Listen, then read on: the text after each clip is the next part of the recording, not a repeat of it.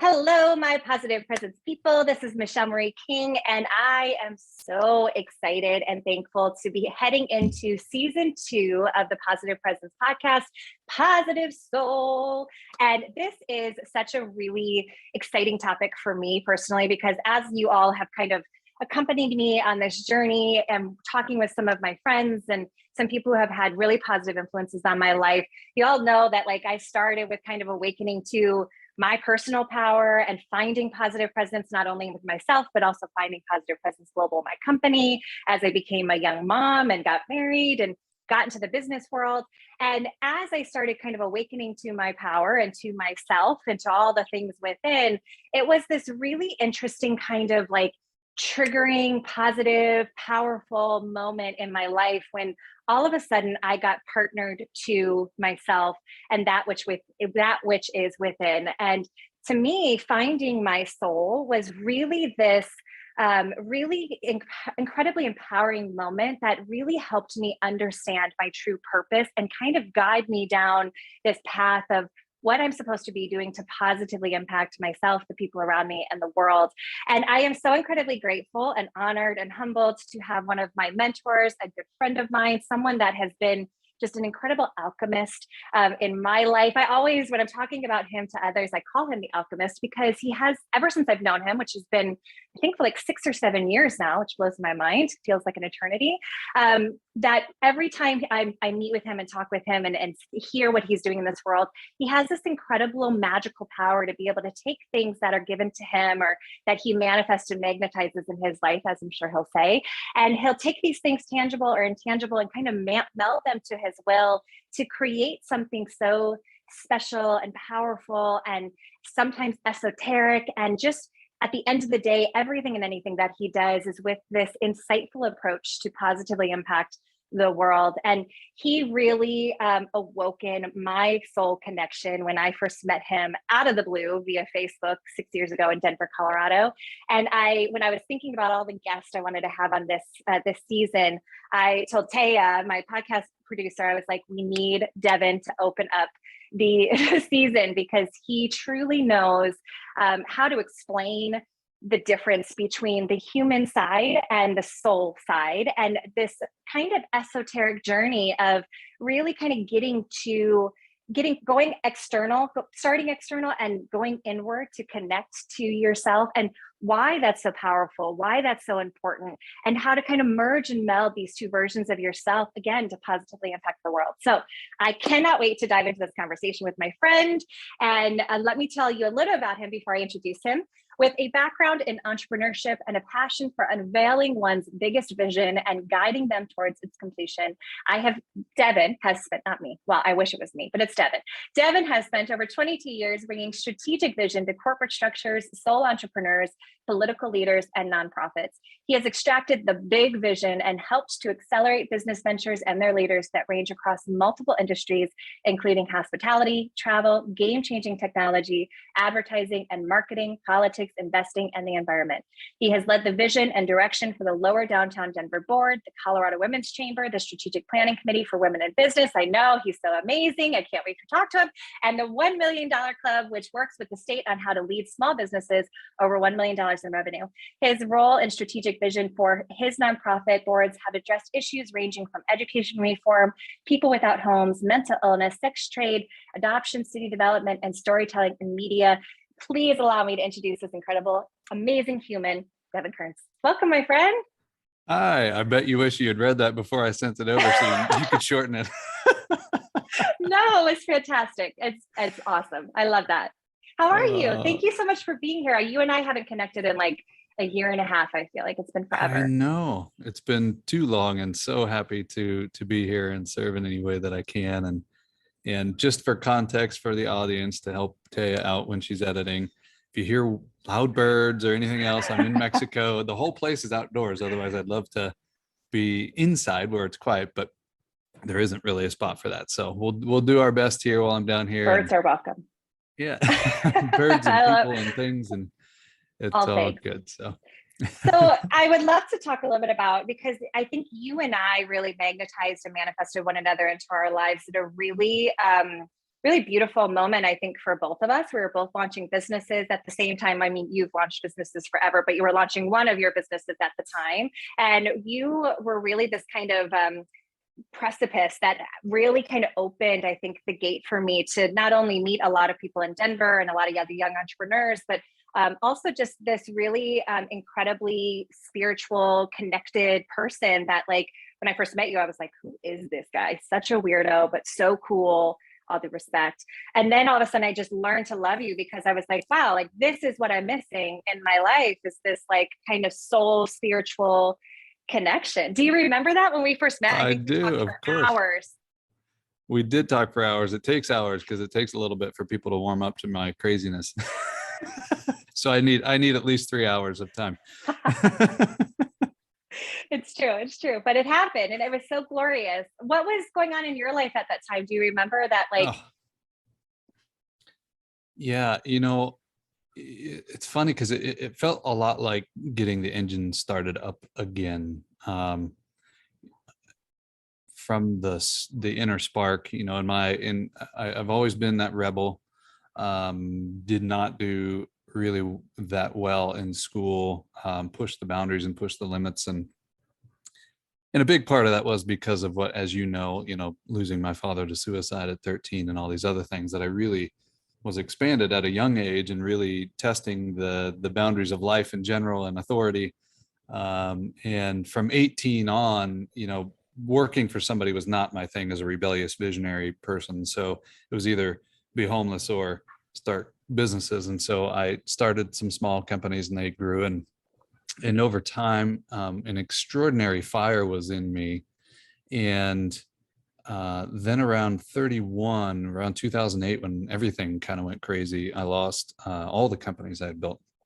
And so I was just on an uptick when you and I met. I guess, what was that, 2016, maybe 2015, somewhere around there. I just kind of came out of like this physical and mental hiatus after pouring your heart and soul into something or a few things and losing them.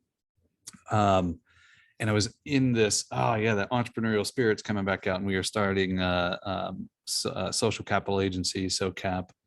And I was still kind of finding my footing again now in my later 30s, and here comes this spirit into my world. Really, you invigorated me as well in so many ways, because that fire to change human beings was in you, and I couldn't get enough of it. I was just like, yes.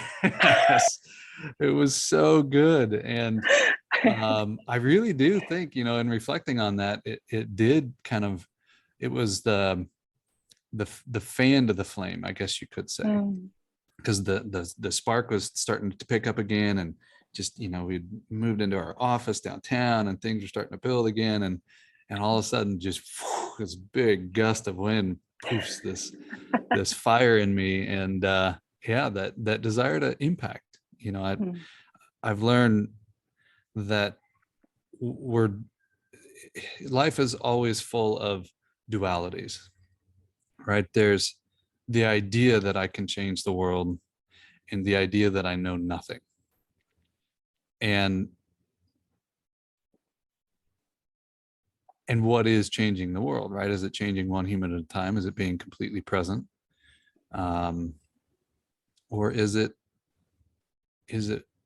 truly trying to be on stage and moving thousands or millions of people with your mission, right? And both are equally as valuable, but there's a humility that I think I now know, after the ups and downs of life and all the things that can get thrown at you, where I want to find that balance, that fire within to leave an impact and leave this planet better than it is. And we need to all start doing that in some major ways, or I honestly believe we might be in some pretty severe trouble for the next generations. And I know that matters a lot to you with your little one. But how do I keep humility while knowing I can be empowered to move mountains? And there's such a fine line. You've got all the documentaries coming out about the WeWork guy and the Uber guy and all these people that have truly impacted the world in one way or the other, particularly Uber, right? Completely transformed transportation. Yeah. But his arrogance killed him, crushed him. And so there is that fine line where Yeah. you can really disrupt things as they are, and you can also believe that you're a god, and you're not. Yeah. You're a creator, but not a god. Yeah, I love everything. I took a couple of notes because there's a couple of the things that you mentioned that I really think are important for our listeners to just touch on and go a little bit deeper when we're talking about soul and this journey of finding ourselves. When I love this quote that I say to a lot of people, because it talks about duality. When you do nothing, you are doing everything. And I love this idea.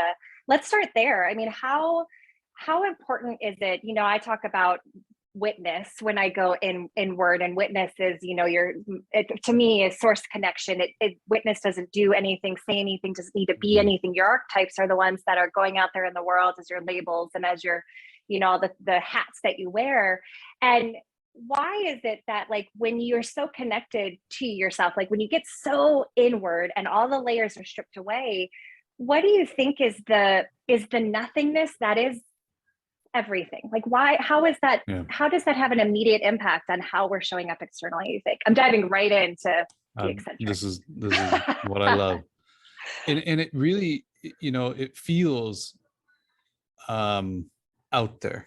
It feels woo-woo to a lot of people, but there's very practical and even scientific aspects of this, right? Lao Tzu probably has one of my favorite quotes that I've just repeated over and over and over again, which is, "To the mind that is still, the universe surrenders." And stillness is funny because when I talk to my entrepreneurial friends, Devon, you can't sit around and do, you have to, action is the way that things are built. Well, I have two answers to that. True, there is a force that creates, and that force feels like action. I'm not sold. I'm not going to put it past anybody because I've seen people do it where they manifest being absolutely physically still. And I've had people that I've had no idea how I was going to reach in business. And all of a sudden I'm sitting by the fountains at Union Station in Denver, Colorado, and I get an email introduction from somebody I had no idea was wanting to meet that person. So I can't say that action is the only way to create, but there is a force that is needed, right? Yeah. However, stillness,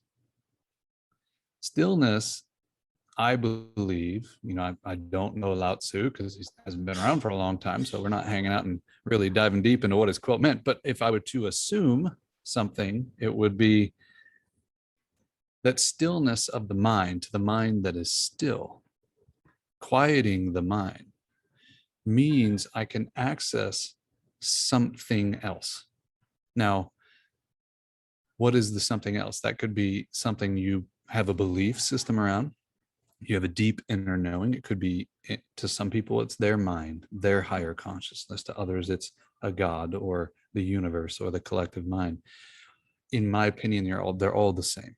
There is no separation with that. So you can call it whatever you want. You can label it any way that you want. But how can you hear that voice if the programming of the mind, the old, the past, the worry, the fear, the excitement, the busyness, the vision, right? All of those things that you're thinking about are diluting the download that you can get, that you can find very quickly in stillness. And there's actually something I've been working with people on for quite some time. That's a practice.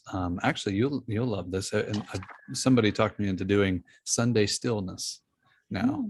So every Sunday starting in May, I'll be just hosting this 1 hour where we get as still as possible and do some walkthroughs and answer some questions on what stillness looks like and how to manifest out of this. And it's one of my favorite things because in a busy world, particularly in a collective mind, right? There's again, just to dive into quickly some aspects of this. We know there's an electromagnetic field, right? So if we just talk about the ethereal and call it one mind, it feels too elusive.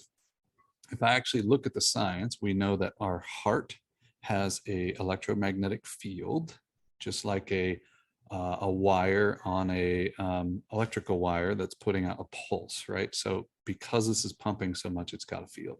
The mind has the same field because it is constantly firing in the neural synapses. The mind's field is about 2.5 feet. We only have the measurement tools that can reach out to 6 feet to measure the electromagnetic field of the heart, but they think that it might even be more than 6 feet. So if you live even in a suburban area and you're walking outside and you're passing a few people at a time, and you could be 6 to 8 feet away from those people, you're passing a field. There's information that is there. And what's so interesting about that is when we look at the 7, almost 8 billion people now that are on the planet, it's a lot of people, usually in very dense areas. And so we're all picking up on each other's fields, right? It doesn't have to be this ethereal thing. It could just be the fact that very rarely are we not within, at least 6 feet of other people. And even their busyness then of their mind, we can cross those fields, and then we take it on as our own because we're not aware that it's not ours. And now we have it come up into the frontal cortex, and now I'm trying to figure out why I felt that way.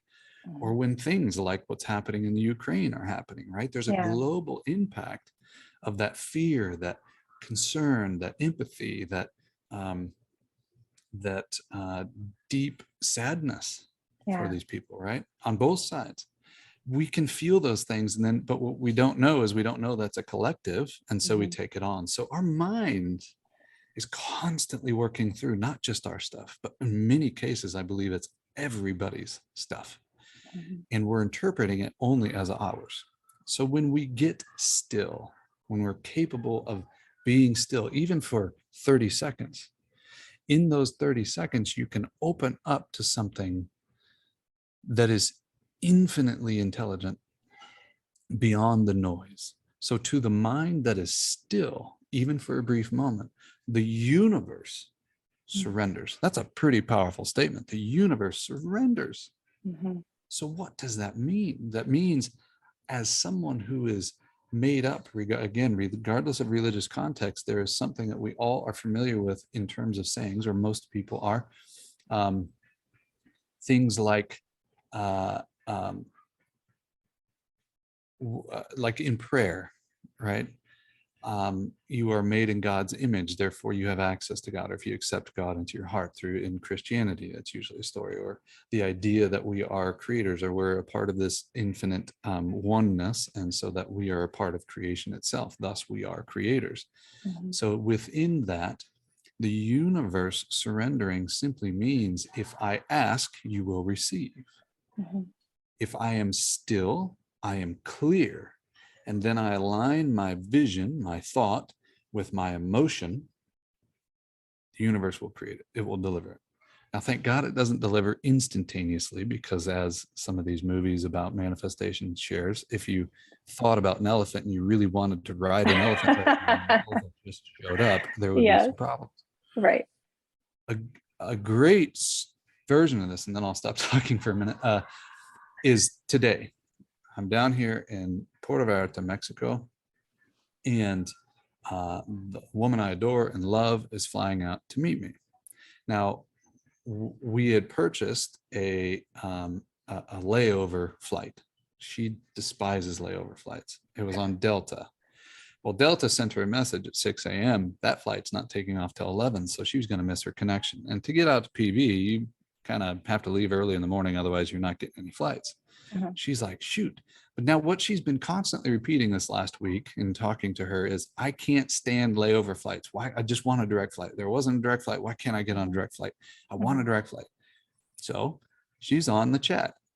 Well, what are you guys going to do to fix this? Like, it's not my fault that your plane's not taking off till 11. Now I'm going to miss my flight. And he goes, well, Delta said, let me check with United, which I've been flying a lot lately, and this doesn't happen where they check another airline. Gets her on a direct flight. So instead of being here at 4 or 5 o'clock in the afternoon, she's going to be here at noon.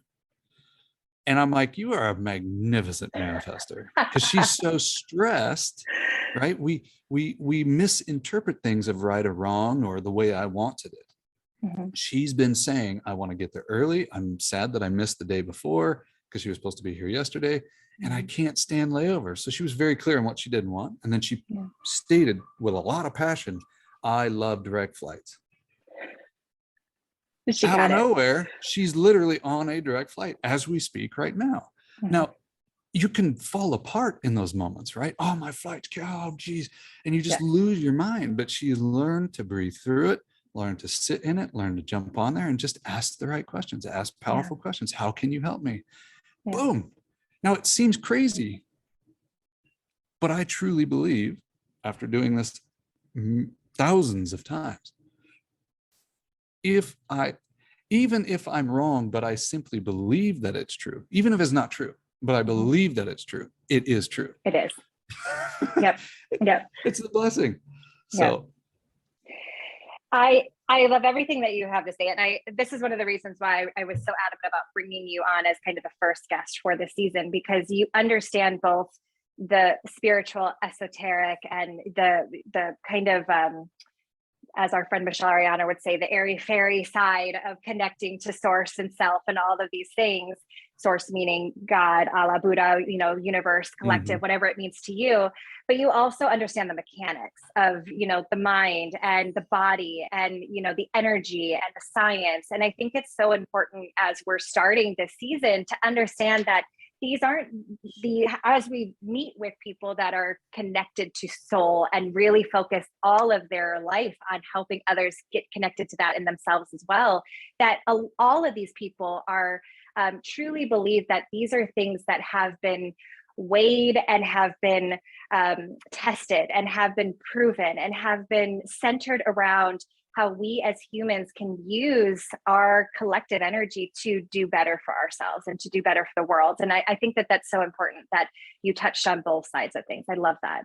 I always believe too, and this is something that I picked up over, since meeting you and having healing circles and all of these things, but I truly believe that there are two versions of ourselves at all times. There's like the human version, what everyone else sees in us. And then there's our soul version, which is what we see in ourselves. And I've really tested this, this theory to myself because I've challenged that a lot. I'm like, okay, well, I'm a good person in the world. People see me as a good person. Is that I should believe that I am a good person inside? Why am I still having internal battles then? Why am I still traumatized? Why am I still sad? Why do I still have depression? Why do I, and I've thought really long and hard over the past 3 years about really testing this idea of how do I feel on the inside? And I've looked in the mirror and I've tried to connect, and I have been successful at connecting to that internal version of me and almost like separating the two for a second. The girl that's sitting in front of the mirror is the outside of what everyone sees.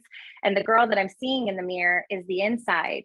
And there's been times when I launched Positive Presence that she was completely broken. She was the shadow and she was sad. I mean, like when I met you, that girl was nowhere to be found. And I think that was the fire that you felt, was like this longing, this desire for her to come to the surface. And it was this kind of wonderment that she was expressing through my external journey.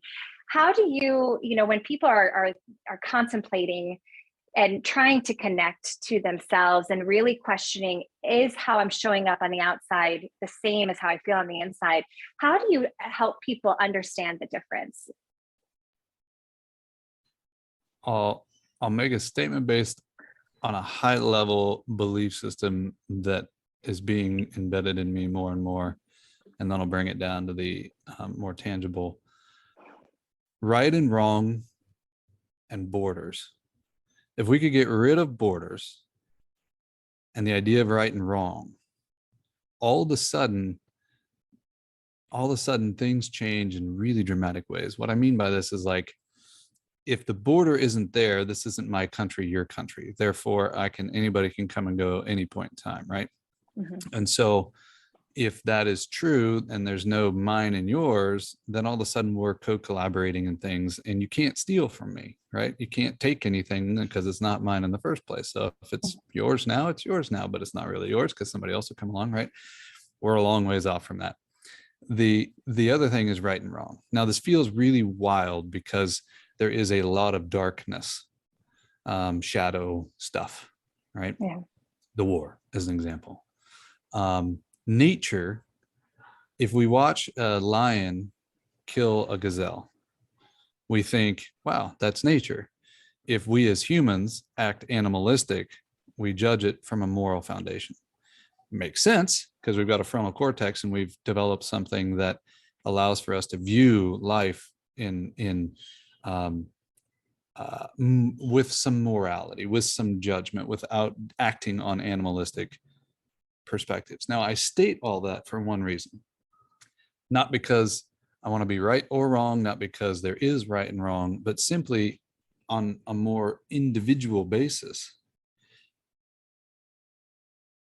We are usually, unless you have a chemical issue like narcissism, or some thing that's causing your brain to solely focus on you, most people are really harsh on themselves. And we've learned this behavior. We don't come out of the womb beating ourselves up. We don't come out as sinners, in my not so humble opinion, right? I think we're born into this world with an infinite wisdom. We just don't know how to express it. And in innocence. And so when that is there, and I've learned over time to judge what I'm doing and how I'm showing up, then all of a sudden I seek enlightenment. I seek to not be the thing I used to be. And I don't think enlightenment is the key to enlightenment. I think forgiveness of self and finding the humor and finding the joy in screwing shit up, pardon my language, right? Like, I love when I have a lot of fun with friends and the next day I might not be feeling so well because that night before was an incredible time.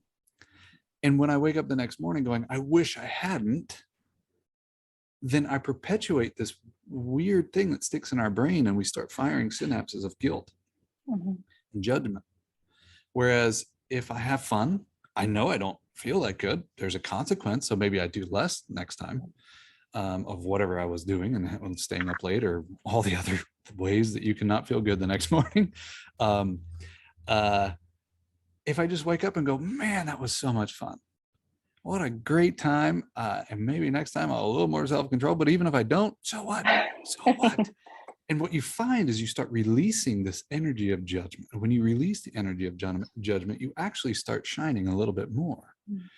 And when we aren't beating ourselves up and we're actually falling in love with the human experience, right? You've heard so many, in so many different ways, the spiritual expression, I am not a human being seeking a spiritual experience. I'm a spirit having a human experience. I look at that and at least for myself, for the first time I ever heard that from Dr. Wayne Dyer, I went, oh yeah, that makes sense. I'm a spirit having a human experience. I was so excited that I was already a spirit, right?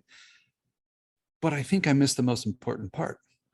I am a soul, a piece of the greater consciousness that purposely came here to experience the density of humanity, to experience what it was like to be manifested in a material sense that is probably one of the most dense in terms of a walking, talking being in physical form, maybe in the entire universe. Now, we can go down a rabbit hole of whether there are aliens and all these other things, and I think that there probably are, but nonetheless, point being, we are one of the ones that the consciousness is looking at in terms of our experience, because we're having a super dense experience as we all just experienced in 2020.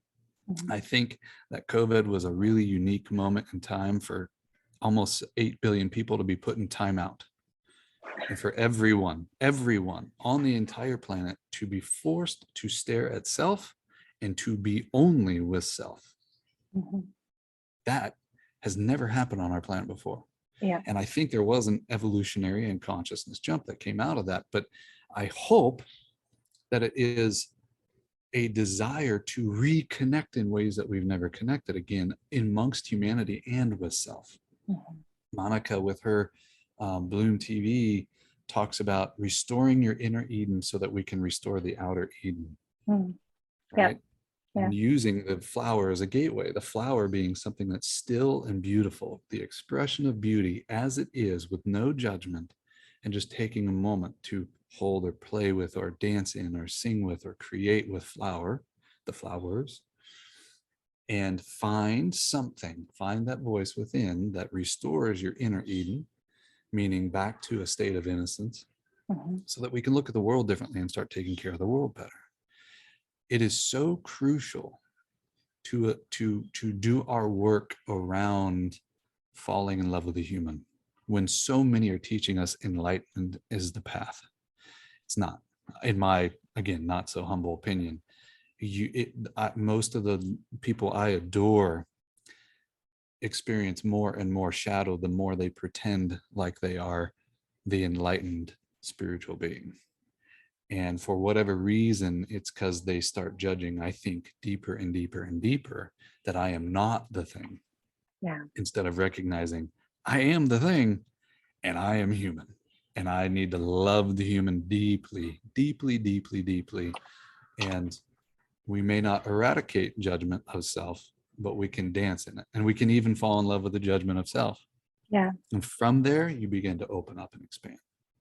Love it. I love it so much.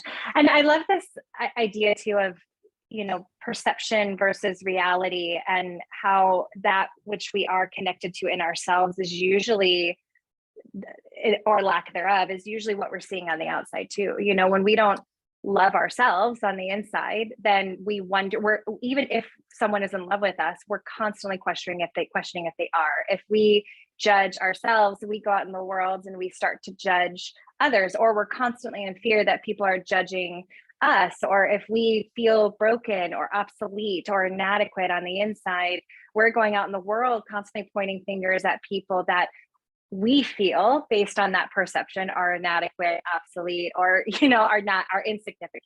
And I think we're definitely having this kind of almost epidemic in and of itself of just people who are getting so far disconnected from self that we're starting to have these almost negative ripple effects outward. That is a reflection of that lack of work on the inside. And my greatest, I think, really mission for humanity is that we all learn to take pause, like you said, because in the pause, you're almost confronted with this feeling of internal connectedness, and you challenge it's like your soul is like challenging you for a second.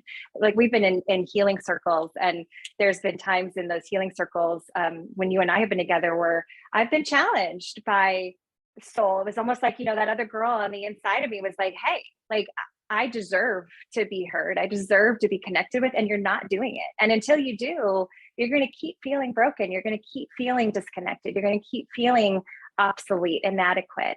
So I love this. I love how you are putting such a big focus on everything that you do with this idea of starting from the inside, and really being an authentic, or authentically, unapologetically authentic all the time, and not feeling fear because of that, because you are so connected to that inside. Yeah, it's I think there's a definitive decision that I had to make, and I'll speak for myself personally, and I suggest that maybe those listening stare at this. You don't have to make a decision right now, but stare at it. I had to come to a conclusion that either there is a collective consciousness, there's a one, or there isn't. Not many decisions, I believe, on the planet are definitive. But what really helped me is move into the knowing, my own knowing, not belief. Belief is interesting. Belief, I think there are a lot of people that believe things, but then they act differently according to that.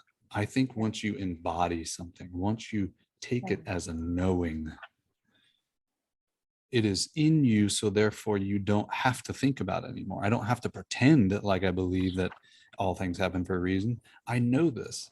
Now, how do you know? Well, when things go poorly, how do you react? Mhm. If I don't react well, then that means I'm still in a belief stage. Mhm. If I sit in it and I embrace the chaos and I do it effortlessly and I can see through the noise and the mess that's unfolding, then I've probably moved into a knowing that all things happen for a reason, right? Yep. So why I'm so definitive on this decision, there is one or there isn't, is on either end of that decision, it's your individual responsibility. So if there is one and we want to see the consciousness level rise, then when I see me, you will see you. When I love me, you will love you. That's the oneness.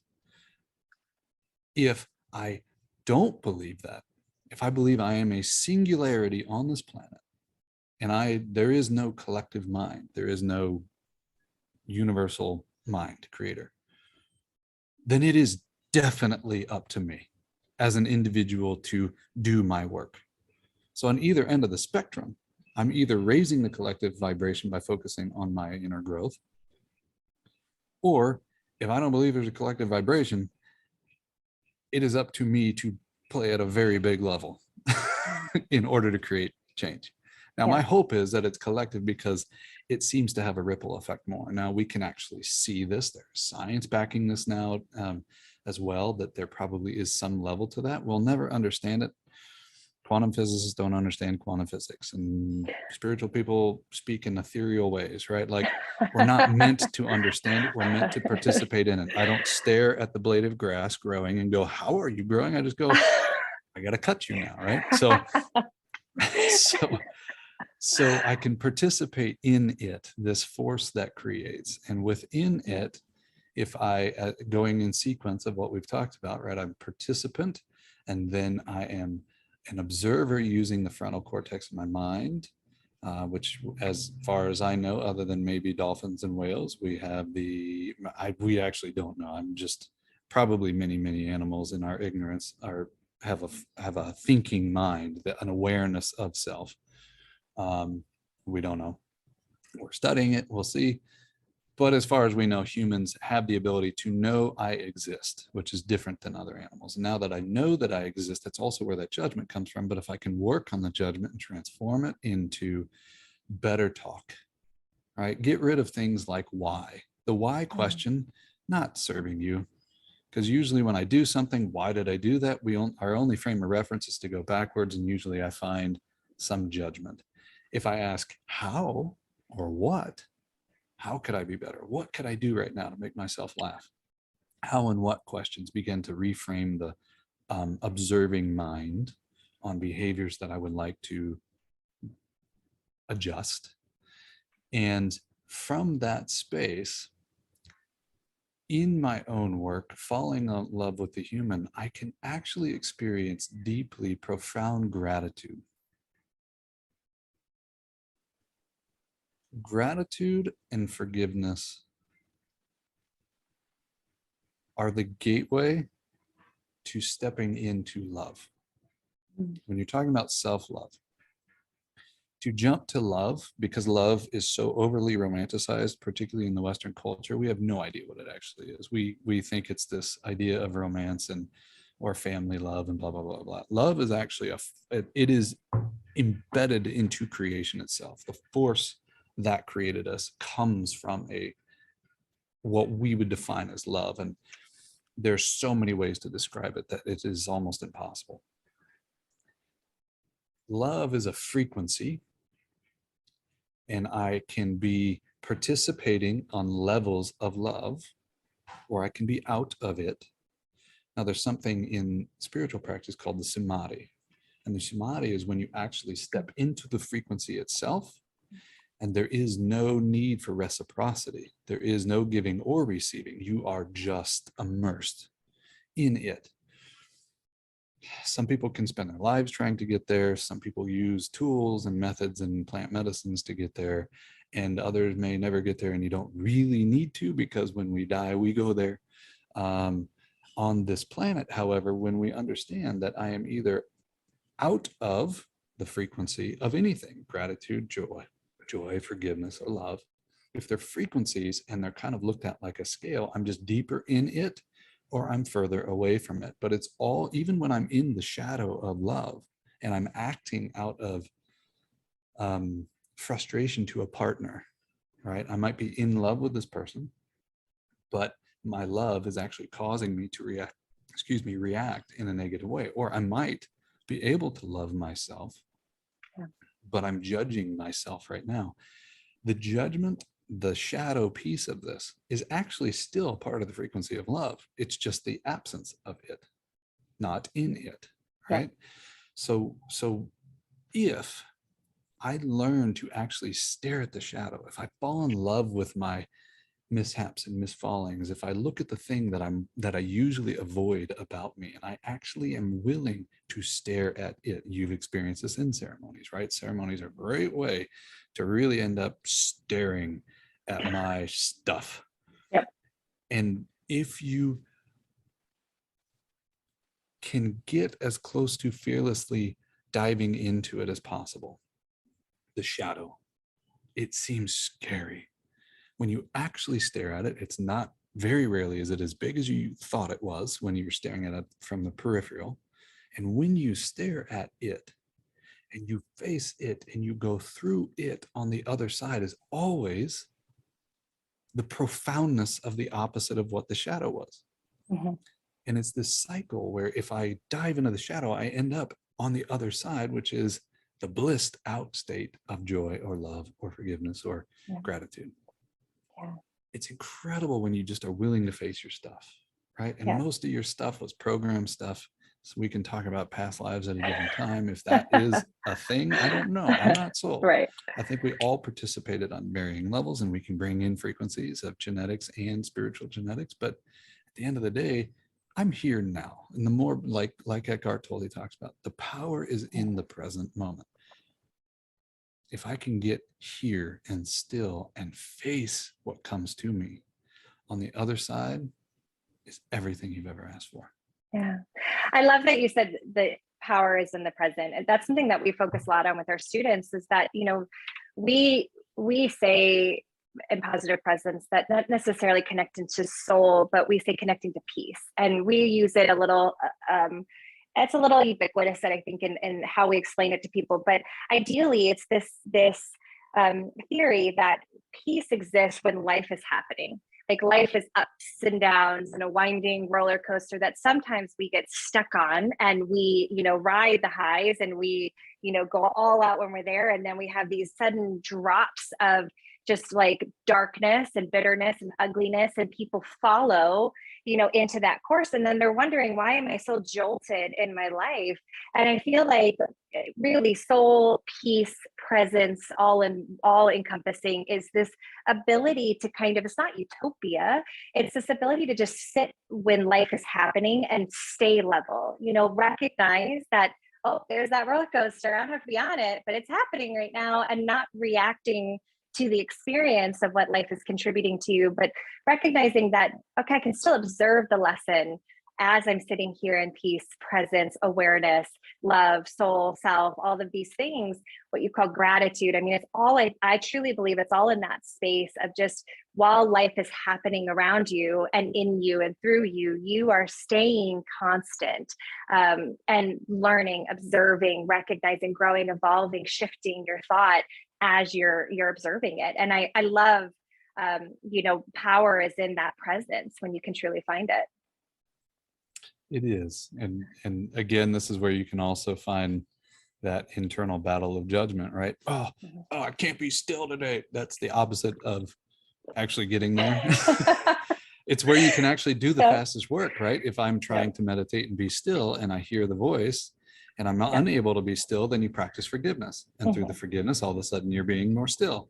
And it's a perfect alignment in getting to as present as possible, right? We are not we're not meant to stay in a state of now, in an eternal now, right now. Maybe over time, as the next generation of humans, as you look at these kids, they're infinitely wise coming out of the womb, right? But as it stands, most of us in our hardware and our software now is something we can have glimpses of, work on, and you'll spend a lifetime doing it, and that's okay. But when you get there for that brief moment, and then you can move out through your day, oh, it's beautiful. One of the fastest ways I've discovered to get there is most people through visualization, right? Most people think visualization is, if I wanted to be a public speaker, as an example, and I see myself on stage and I see the audience and I see the everything, that's powerful, right? And we know this through watching athletes who, if they're a basketball player, they're doing the free throw shots, and they can actually increase their percentage through visualization more than they can the actual physical practice of it. Now, the dilemma for somebody it has not mastered visualization is, if I see myself doing the thing and I come out of visualization of doing, my first question is, how did I do it? And then that creates resistance, because I actually don't know how to get there. What I suggest deeply, that I have seen move mountains for people, is find a visualization practice where you go to a point in time in life. It doesn't have to be far down the road. You don't even need to think about time. But I have people they go on vacation in their mind, and on the vacation, they lay down in bed, they wake up the next morning, and they walk out on this balcony at wherever they are. They take in this majestic view, and they sit down and they're sipping on a coffee in their visualization, or a tea. They're feeling the warmth of the cup, and they move into a state where, what does it feel like for it to all be done, to be done, for all of it to be done, for all of it to be complete, for all of it to be everything you've ever wanted to do, everything you've ever wanted to be is done. And when you can move into a state of doneness, then you find the very next feeling, which is usually peace and gratitude.